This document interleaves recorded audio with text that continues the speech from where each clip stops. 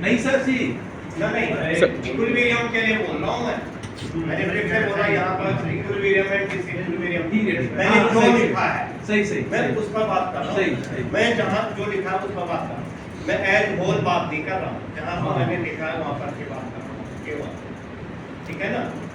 अब जैसे algebraic formula है वो कहता है कि केवल यहीं पर वो कहता है we know that y equals to c plus i ये तो है ये भी हम जानते हैं। दूसरा वो कहता है कि we know that at the level of equilibrium y equals to c plus i माने एक ही बार ऐसा हो सकता अदरवाइज नहीं इक्विलिब्रियम करेक्ट अदरवाइज नहीं ये सबसे बड़ा कॉन्सेप्ट है temporary we know that correct we know that only equilibrium only शब्द मैं अपने से लगा रहा हूँ जब we know that है तो only क्यों लगाना है we know that at the level of equilibrium correct सबसे ज्यादा स्ट्रेस जो देना है न्यूमेरिकल करवाने पर वो वही देना है। अदरवाइज बच्चा हमेशा इस चीज पर कंफ्यूज होता है कि जब इनने मुझे कंपोनेंट लिखवाए तो उनमें लिखवाया AD equals to C plus I plus G plus X minus M वो बोलता है ये लिखवाया और वो बोलता है कि ये भी यही है ये भी यही है और बाद में बोलता है वो AD equals to C plus I। अब उसके लिए कंफ्यूजन हो गया जो प्रभाकर सर बोल रहे थे यही शायद आप बोल रहे थे ना इसी चीज की बात कर रहे थे आप सर वो तो सिंपलीफाइड पढ़ रहे हैं ना हम लोग तो एकदम ये फोर्थ सेक्टर मॉडल की बात नहीं हो रही सर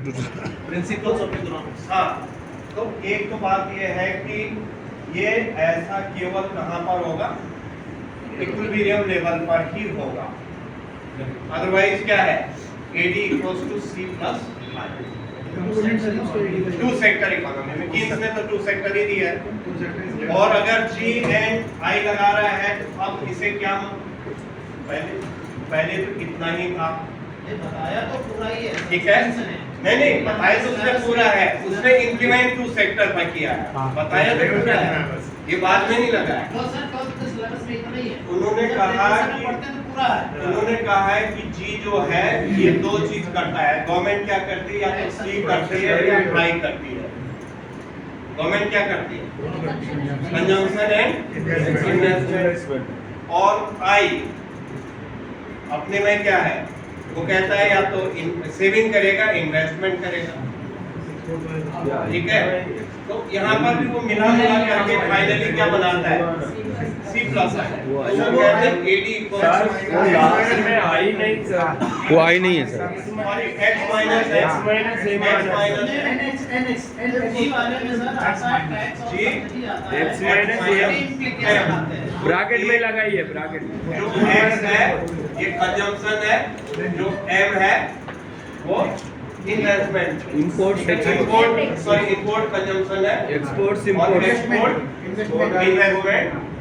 हो गया ठीक है ना। फाइनली वो बोलता C प्लस I ही होता है इन चार चीजों का और शुरुआत से यही पढ़ता जाता है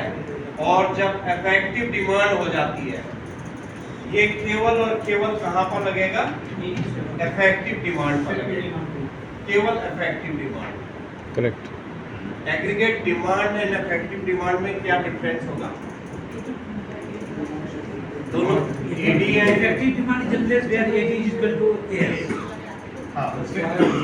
ठीक है ना। बहुत सरल शब्दों में अगर हम डायग्राम बना लें वैसे तो टेबल बन गई इसकी और अगर हम डायग्राम बना लें तो ये है इफेक्टिव डिमांड ये है ठीक है ना। इफेक्टिव डिमांड ये है ना ये कंडीशन है और ना ही ये कंडीशन है ग्रेटर एंड लेस वाली कंडीशन है ये ऊपर नीचे वाली ग्रेटर एंड लेस की कंडीशन है ठीक है ना। अब आते हैं हम न्यूमेरिकल की बात कर रहे थे